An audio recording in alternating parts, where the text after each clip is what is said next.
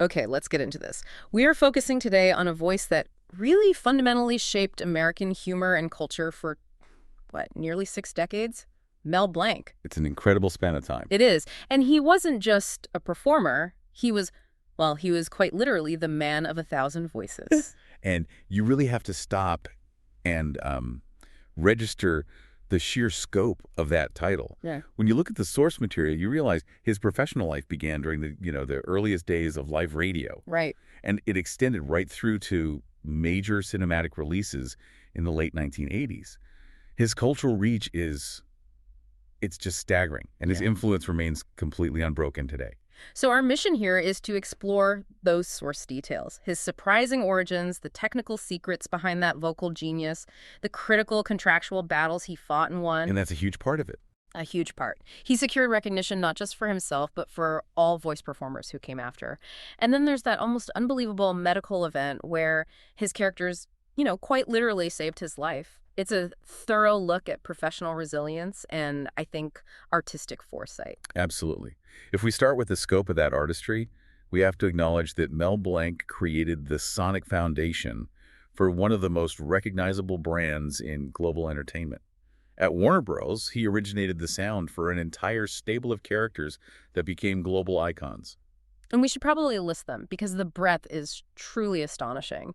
We are talking about the entire principal cast of Looney Tunes. Almost all of them, yeah. He created Bugs Bunny, Daffy Duck, Tweety, Sylvester the Cat, Yosemite Sam, Wile E. Coyote, the Roadrunners, Speedy Gonzales, Marvin the Martian, Foghorn Leghorn. The Tasmanian Devil, Pepe Le Pew. The list just goes on. And think about that for a moment, just that list.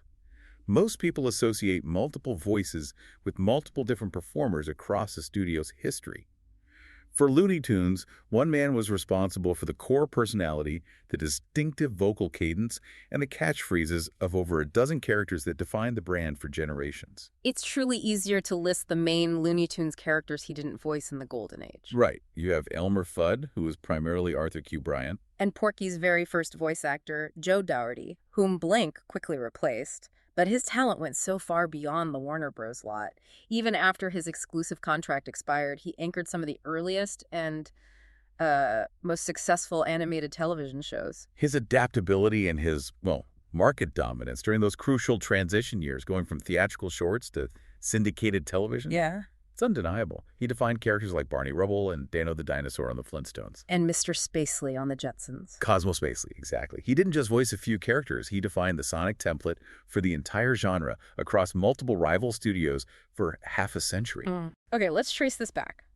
Where did that foundational talent come from? Mel Blanc was born Melvin Jerome Blanc in San Francisco in 1908. He spent his childhood there and later in Portland, Oregon. And what's immediately clear from the sources is that this is not a talent that developed late in life. He began practicing voices and dialects when he was only 10 years old. Just a kid. Just a kid. He'd imitate people he heard on the street. He'd mimic radio performers. He was essentially teaching himself the mechanics of vocal variation from a very young age. But the origin story includes one of the most powerful anecdotes about self-determination that we have in the sources, the literal changing of his name. He was born Blanc, B-L-A-N-K, Right. and he became Blanc, B-L-A-N-C. This happened when he was 16. And the motivation for it just speaks volumes about his professional drive, even as a teenager. A high school teacher, seemingly unimpressed with the young Melvin, told him that he would amount to nothing and would be just like his name, a blank. That's just a brutally dismissive thing for an educator to say to a creative kid. It is a terrible thing to say. But rather than being crushed by it, he internalized it and weaponized it. He legally changed the spelling of his last name. By swapping that K for a C, he transformed a potentially derogatory label into the French word blanc, which means white. It sounds more sophisticated, more professional. Exactly. It sounded like a stage name for the era. He took a massive childhood insult and turned it into his enduring professional brand. It's an incredible story. That decision really reflects the seriousness with which he approached his craft, even as a teenager. The sources mention he was also in community organizations like the Order of Demolay, which is a Masonic youth group. Right, which indicates a strong early interest in community and maybe a certain kind of structure. And after graduating high school in 1927, he just dove headfirst into the performance world. He split his time across the Pacific Northwest, Washington, Oregon, Northern California, performing in vaudeville shows. But he wasn't just performing voices at that point. He was leading an orchestra. At 19, he became the youngest conductor in the country. That shows a level of musical and rhythmic control that would become, well, essential for his later voice work. That is the key connection, and it's often overlooked. Voice acting, especially for timed, theatrical animation, it requires perfect musical timing, pitch control, rhythm. Of course. A conductor has an innate understanding of tempo and cueing. His radio career officially began at 19, in 1927, on KGW's The Hoot Owls. And this is where that talent for rapid-fire character switching was first really recognized as a unique marketable skill. Yes, he was a multi-character performer on a single program, and that started attracting professional attention beyond the local vaudeville circuit. So he relocates to Los Angeles in 1932, marries Estelle Rosenbaum in 33, and then they actually move back to Portland for a bit. Right, they co-hosted their own successful local radio show on KSX called Cobweb and Nux, starting that same year. But the career leap that brought him national visibility, the big one, was the Jack Benny program.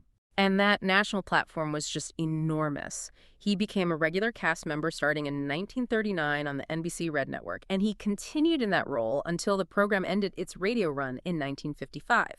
And then he followed it into television. He was a vocal utility player, a Swiss Army knife of sound, and he was absolutely essential to the show's entire sound design. He had named roles like the violin teacher, Professor LeBlanc. A little nod to his own name. Right, and the overly verbose train announcer, that was a classic bit. Yeah. He also voiced a polar bear named Carmichael and a recurring character called Cy, the little Mexican, who humorously only ever spoke one word at a time. But the most famous and perhaps the most professionally defining of his Jack Benny roles, it wasn't human. It wasn't even an animal. No, it was mechanical. It was Jack Benny's sputtering, perpetually broken down Maxwell automobile. And the story of how that sound effect became a regular character is a perfect illustration of Blanc's improvisational genius. This is where we see the power of live radio in action. Totally. The Maxwell sound, that signature sputtering, the backfiring, the rattling, the sound of an engine in existential crisis, that was originally supposed to be a pre-recorded sound effect, played on a transcription disc. But on one critical broadcast, the recording just failed to cue up properly? Correct. The moment arrived, and there was just silence where the sputtering should have been. The dreaded dead air. Exactly. In the tense environment of a live broadcast, the show couldn't stop. So Mel Blanc, seeing the predicament, instinctively stepped right up to the microphone and improvised the entire sequence of the failing automobile engine himself. He didn't just make a noise, he performed an entire miniature scene of a car fighting for its life. And the audience reaction was immediate. It was overwhelmingly positive. The immediacy, the imperfection, the sheer vocal artistry of Blanc's improvised sound. It resonated with listeners in a way a canned recording never could. Jack Benny, recognizing a gold mine, immediately discarded the sound recording. From that day forward, the sputtering engine became a permanent, unscripted role, a true character in the cast voiced by Mel Blanc. What's fascinating is that this established him not just as a voice for characters, but as the source for sound itself. It blurs the line between actor and sound engineer. That blurring is key. By 1942, his reputation was so well established that the trade magazine Radio Daily documented that Blanc specialized in over 57 voices, dialects, and intricate sound effects. He was essentially a one-man sound factory for the network, capable of generating entire acoustic landscapes on demand. His ubiquity during the 1940s was immense. The sources show him appearing in supporting roles on over 15 national programs simultaneously. He was the happy postman on Burns and Allen, and he lent his skills to the war effort. Right, voicing Private Sadsack in a series of World War II radio shows. The immense success and visibility he gained on The Benny Show eventually led CBS to give him his own program. The Mel Blanc Show. The Mel Blanc Show, yeah. It ran from late 1946 to mid-1947. He played a charmingly hapless fix-it shop owner. It was an attempt to make him a star in his own right, not just a supporting player. And though it was short-lived, it solidified his status as a major radio personality. And this radio career, which demanded quick thinking, vocal stamina, and an encyclopedic knowledge of sounds, it was the perfect training ground for the massive shift that came next. The big one. In 1936, Mel Blanc made the career pivot that cemented his name in global history, joining Leon Schlesinger Productions, the independent studio that produced the theatrical Looney Tunes shorts for Warner Bros. He officially joined the operation in December 1936. And his entry wasn't a starring role initially. His first contribution was in Picador Porky in 1937, where he provided the voices for Porky Pig's drunken friends. But his talent immediately positioned him for greater things. He moved from supporting roles to defining the lead very quickly. In that same year, 1937, he replaced Joe Dougherty as the full-time voice of Porky Pig in the short Porky's Duck Hunt. And that short is a massive dual milestone. Because while Porky was an established character, Porky's Duck Hunt simultaneously marked the debut of Daffy Duck, a character also voiced entirely by Blanc. This immediately set the stage for the tremendous range he possessed. He could produce the nervous, high-pitched stutter of Porky Pig. That's all, folks. Right, and then immediately pivot to the manic, aggressively lisping and constantly complaining Daffy Duck. They represent two wildly different uses of the vocal mechanism. And then, the character that would become synonymous with his name, the global icon of Warner Bros. Animation, Bugs Bunny. Bugs debuted in A Wild Hare in 1940, and Blanc's voice performance, that combination of a relaxed mid-Atlantic accent mixed with the confident street smarts of a New Yorker, was an instant hit. So one of the most famous visual and sonic details of Bugs Bunny is the constant chewing of a carrot before delivering the iconic line, "Hey, what's up, Doc?" For listeners who want to know the technical craft behind the sound, how did he produce that incredibly realistic chewing sound over and over and then immediately deliver his lines so clearly? Right. It was a very precise, fast, and frankly, unglamorous technique. To achieve that loud, crisp, crunching sound necessary for the microphone, Blanc would bite into a raw carrot. But if he tried to speak with the pieces in his mouth, the line would just be garbled and indistinct. So he couldn't actually chew and talk simultaneously as the character appears to do. Correct. The sound had to happen in that brief moment between the crunch and the line. So, immediately after biting down, Blanc would quickly spit the chewed carrot pieces into a spittoon kept right next to the microphone stand. A spittoon? A spittoon. Then he would deliver his line instantaneously, ensuring perfect clarity and timing. It was a rapid-fire sequence of bite, spit, deliver. That's a fantastic detail, and we should clarify one of the long-standing myths that came from this. The idea that Mel Blanc was allergic to carrots. Yes, that story has been repeated endlessly, but Blanc himself repeatedly denied it in interviews. He was eating carrots constantly for decades in the recording booth. He just couldn't keep them in his mouth to deliver his lines. The requirement was professional, not medical. While Blanc defined most of the cast, we should briefly touch on Elmer Fudd again, who was primarily voiced by someone else during the Golden Age. Elmer Fudd's famous voice was primarily the work of Arthur Q. Bryan, who gave him that distinctive, slightly nasal, was-to-Scully wabbit quality. Blanc did occasionally voice Elmer in earlier, less defined shorts, but Bryan was the mainstay. It wasn't until after the Golden Age, and specifically after Bryan passed away, that Blanc took over the role of Elmer Fudd for the compilation films and later specials. Just to ensure continuity for the character. Exactly. Now, before he was locked down by that exclusive contract with Warner Bros., Blanc demonstrated his star power by originating another globally famous character at a rival studio, Walter Lance's Woody Woodpecker. This happened between 1940 and 1941. Blanc originated that distinctive high-pitched voice and, crucially, the iconic maniacal laugh for Woody Woodpecker in the character's first 4 animated shorts. So the voice and sound that defined Woody Woodpecker for years was actually a Mel Blanc creation. Absolutely. However, his rising commitments and his exclusive contract with Warner Bros. Forced him to stop voicing Woody after those initial shorts. But his impact lingered. The sources confirm that Blanc's original iconic laugh recording was still used in Woody Woodpecker cartoons up until 1951. A decade later. A decade after he stopped voicing the character. And his famous signature line, "Guess Who?" was used in the opening titles until the series concluded in 1972. It was a signature he owned even if he couldn't perform it again. And then the ultimate irony. His almost microscopic appearance at Walt Disney Productions, the ultimate rival studio of the era. This occurred for Disney's 1940 animated feature film, Pinocchio. Blanc was hired to provide the voice of Gideon the Cat, one of the sidekicks to Honest John. A speaking role, right? It was intended to be, yes. Yeah. However, during production, Disney decided to make Gideon mute, similar to the character Dopey in Snow White. As a result, all of the dialogue Blanc recorded for Gideon was deleted from the final film. All of it. Did Yeah. anything remain? Just one solitary vocal effect. Due to a character movement or an improvised moment, 3 isolated instances of Gideon's voice, a single hiccup, are heard in the finished 1940 film. A single hiccup, 3 times. That's it.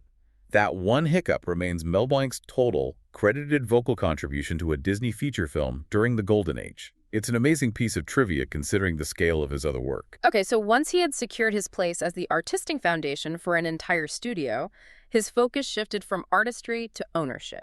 We need to turn to the battle for recognition, which is arguably his greatest professional contribution to the entire voice acting industry. This is a critical point that is often missed when discussing his talent. Voice actors at the time, they were treated as technical staff, sound technicians, or just uncredited utility players.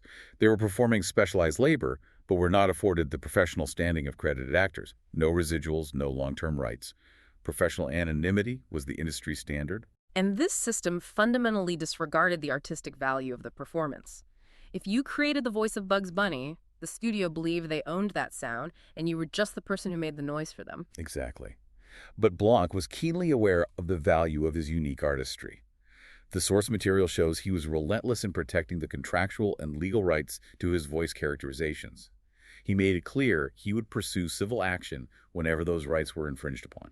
So how did he break that entrenched industry standard? The sources detail a specific contractual stipulation he leveraged, transforming the economics and recognition for all future voice actors. The mechanism was a direct confrontation over pay.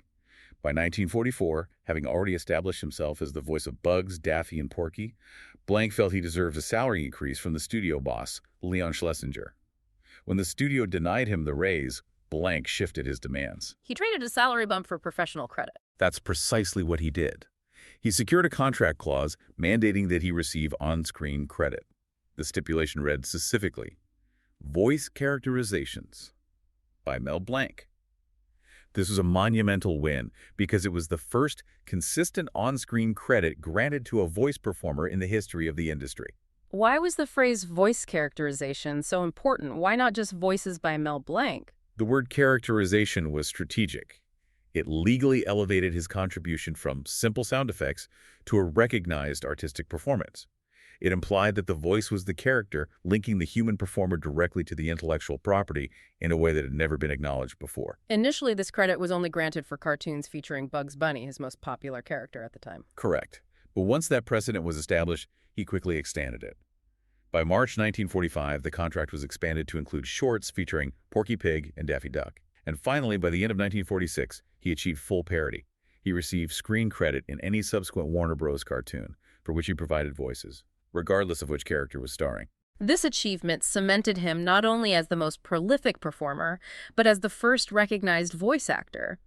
He set the precedent that voice work was an art form deserving of recognition and compensation, which would define union and contractual rights for generations that followed. It was a professional masterstroke that elevated an entire craft. This incredible career, built on legal foresight and vocal genius, was nearly cut tragically short in 1961. We need to slow down the pacing here and focus on the drama and medical detail of this event. This happened on January 24th, 1961. Blanc was driving his sports car alone on Sunset Boulevard, approaching a notorious bend in the road locally known as Dead Man's Curve. An ominous name. Very. He was involved in a severe head-on collision. The resulting injuries were extensive and life-threatening. He suffered severe fractures to both legs and his pelvis, and critically, the trauma left him in a deep coma. Right. He was completely non-responsive for approximately 2 weeks. 2 weeks? His doctors were gravely concerned. They were trying every known technique to elicit a response, to find some sign of consciousness or neural activity, but all the conventional methods failed. This is where his professional life intersected with his medical treatment in a way that sounds almost like a scene from a cartoon, but it's documented fact. A neurologist at the UCLA Medical Center decided to attempt a wholly unconventional approach to bypass the physical trauma and reach his brain. The doctor hypothesized that the characters Blanc created might represent a deep, separate, and perhaps more accessible pathway in his brain than his own personal identity, Melvin Blanc. So the neurologist stopped addressing the patient as Mr. Blanc. And what did he do instead? He spoke directly to the characters. The doctor leaned over the bed and asked, "How are you feeling today, Bugs Bunny?" After 2 weeks of total silence, what was the response? According to the source material, after a significant pause, Blanc responded weakly, but clearly and perfectly in character. "Hey, just fine, Doc. How are you?" That is an extraordinary moment of breakthrough. The sheer emotional weight of hearing that voice after days of silence must have been just Overwhelming. It confirmed the doctor's hypothesis. Yeah. So to test the robustness of the response, the doctor then asked if Tweety Bird was there as well. Huh? The immediate in-character reply was, I taught a putty tat. This communication, retrieved through the characters, was his first true sign of consciousness and is directly credited as the pivotal moment that broke him out of the coma, allowing him to begin his long physical recovery. So once he had stabilized and returned home on March 17th, Blanc leveraged the incident not just for his own healing, but for public safety, which shows his continued civic engagement. He filed a substantial U.S. $500,000 lawsuit against the city of Los Angeles. And this wasn't just about personal damages. Blanc specifically highlighted that his collision was one of 26 serious accidents that had occurred at that single dangerous intersection, Dead Man's Curve, in the preceding 2 years alone. So he used the gravity of his own nearly fatal accident and his public platform to force municipal change. Exactly. The resulting public outcry and legal pressure were undeniable. This forced the city to fund and complete a massive public works project, resulting in the restructuring of the curves at that location, making it significantly safer. He didn't just survive the crash, he literally changed the road. Despite the severity of his injuries and the extensive recovery, his work had to continue almost immediately. At the time of the collision, he was the essential voice of Barney Rubble in the Flintstones, which was one of the most popular shows on television. His absence had to be managed, but it was remarkably brief.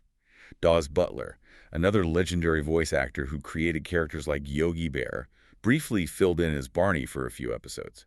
However, the show's producers, knowing how vital Blanc's voice was, devised an ingenious and highly committed solution. They brought the studio to him. They did. They set up professional recording equipment directly in Blanc's hospital room in UCLA, and later, once he was stable enough, at his home. The dedication to maintaining continuity was absolute. Try to picture that scene for our listener. An entire recording session, typically done in a professional sound booth. But happening in a hospital room. The source material confirms that some of these recordings for the Flintstones were made while Mel Blanc lay flat on his back, immobilized in a full-body cast. His co-stars, Alan Reed, who played Fred Flintstone, and Bea Benaderet, who played Betty Rubble, would gather around him, recording their lines while he performed Barney Rubble from his hospital bed. That level of professional commitment is virtually unmatched. And the sources also reveal the high regard in which his peers held him, specifically regarding his Looney Tunes roles. Right. Warner Bros., needing to plan for contingencies, approached Stan Freiberg, another hugely talented voice artist, to temporarily provide the voices for Bugs Bunny and Porky Pig. Freiberg publicly declined the offer. Why refuse that kind of career opportunity? Out of profound professional respect. Freiberg stated he would not step into those roles while Blanc was in recovery, acknowledging that those voices were inextricably linked to Blanc's identity and his genius. Though he declined the main roles, we know some temporary work was necessary for minor technical touch-ups on existing shorts. That's correct. Mel Blanc's son, Noel Blanc, later revealed that he, in fact, performed some of his father's Warner Bros. Characters for looping specific extra phrases or single words into certain cartoons that needed minor revisions during the height of his father's recovery period. It was a temporary, necessary measure to keep the production moving without violating the integrity of the voice. So once he recovered, the animation landscape had changed entirely. His exclusive contract with Warner Bros. Had expired, and the medium had moved decisively toward television animation. This freed him up to become the dominant voice across the expanding industry. This inaugurated his major tenure with Hanna-Barbera. While he continued to record for Warner Bros. And compilation films, he strategically transitioned to the most commercially viable animation medium of the time. He provided voices for a vast array of Hanna-Barbera shows, cementing his roles as Barney Rubble, Dino the Dinosaur, and, of course, Cosmo Spacely on the Jetsons. It was a brilliant move, positioning him in the new wave of syndicated television rather than the declining theatrical shorts market. It secured his commercial relevance for the next 2 decades. And beyond those foundational characters, the volume of his supporting work was immense. He voiced Sequel Squirrel, Speed Buggy, Captain Caveman, and became a fixture in the commercial world as Toucan Sam for Fruit Loops. A character he voiced for over 30 years. An incredible run. And while he was dominating the artistic landscape, he was also extremely savvy commercially.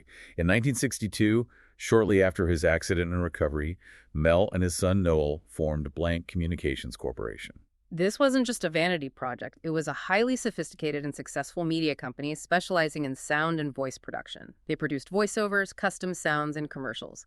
over 5,000 commercials and public service announcements in total. Remarkably, this corporation remains in operation today. That's right. The success of the communications company brought him into contact with a variety of huge stars for commercials and PSAs, highlighting his status as a major media player. We see him working with figures like Lucille Ball, Kirk Douglas, Vincent Price, Liberace. And he even provided voice direction for the band The Who. He truly crossed every media boundary available. In the 1970s, he branched out further into live educational appearances, capitalizing on his fame by giving a series of college lectures across the U.S., teaching the technical craft of voice performance. He also appeared in national commercials for brands like American Express, demonstrating his willingness to use his own recognizable voice and persona to build his personal brand beyond the animated world. And he maintained his Golden Age ties. He worked with former Looney Tunes director Chuck Jones, who directed the Tom and Jerry shorts from 1963 to 1967. Blanc provided many of the vocal effects for those shorts. And he kept the core Warner Bros. Characters current by voicing new dialogue for major compilation films, ensuring continuity in the new era.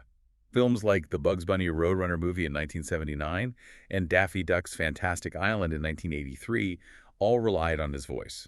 And as we mentioned, he permanently assumed the primary role of Elmer Fudd for these features after the original voice actor's passing. His final major original character creation was Heathcliff, the cat, who he voiced from 1980 to 1988.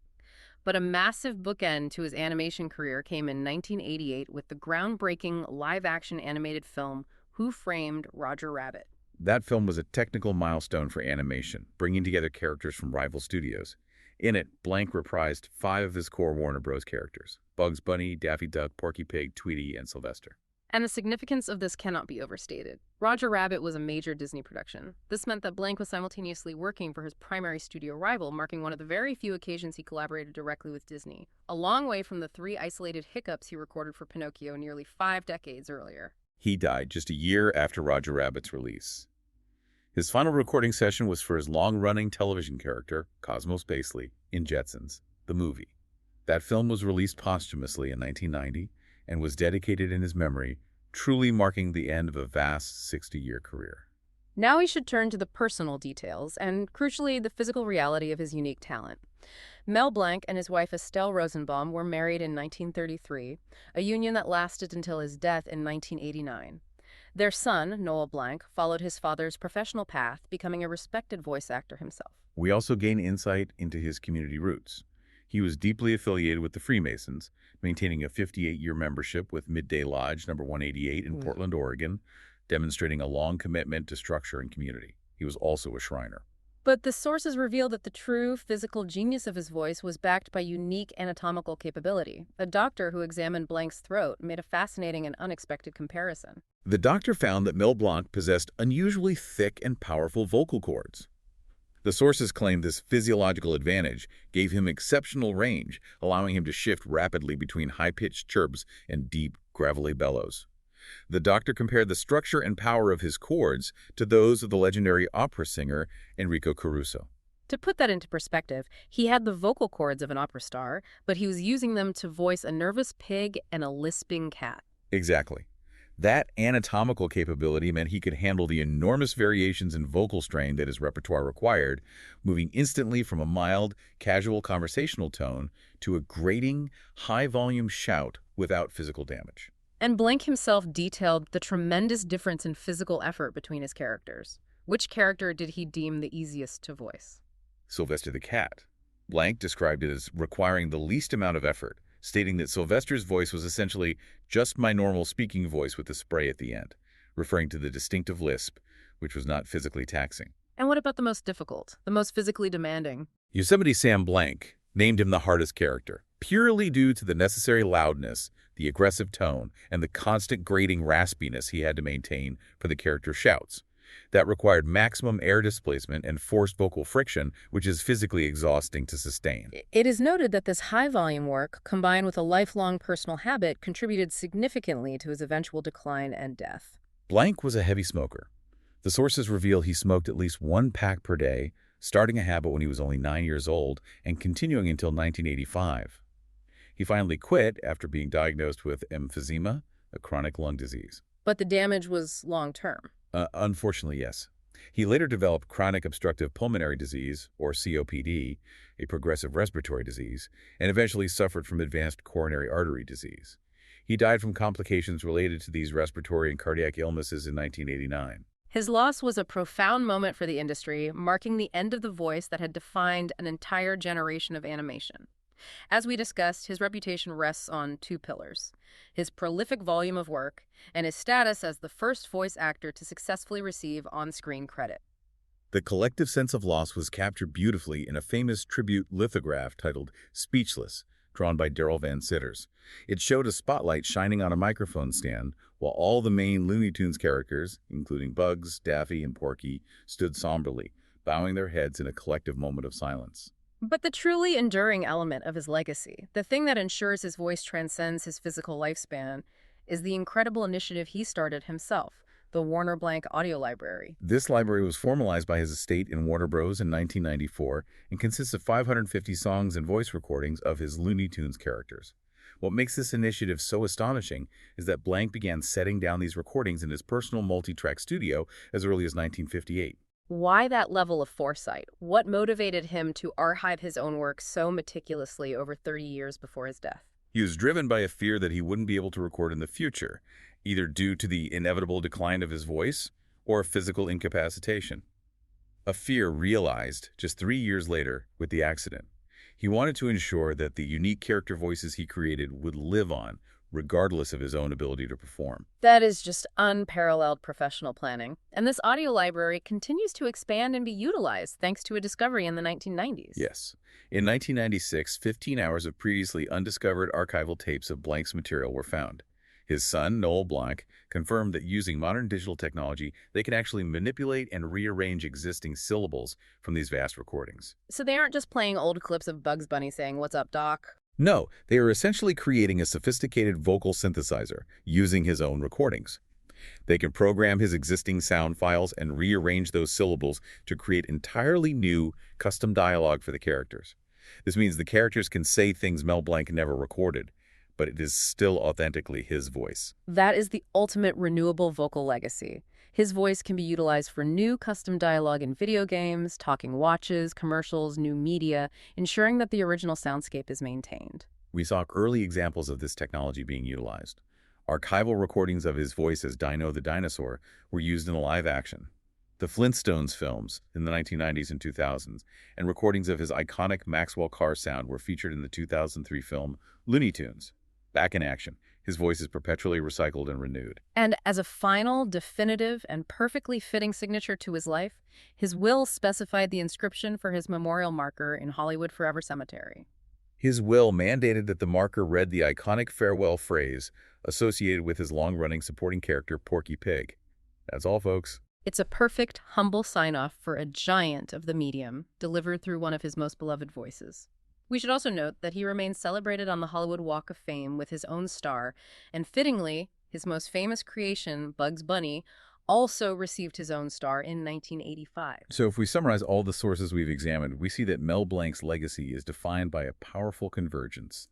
His innate vocal genius, backed by unique biology, the rigorous discipline and improvisational skill he honed during the golden age of radio, his legal and contractual foresight in demanding credit and securing ownership, and finally, his scientific planning in creating that comprehensive, living audio library. He ensured that the soundscape of classic American animation remains inextricably linked to him, transcending his physical lifespan and securing his place in every new medium that arrives.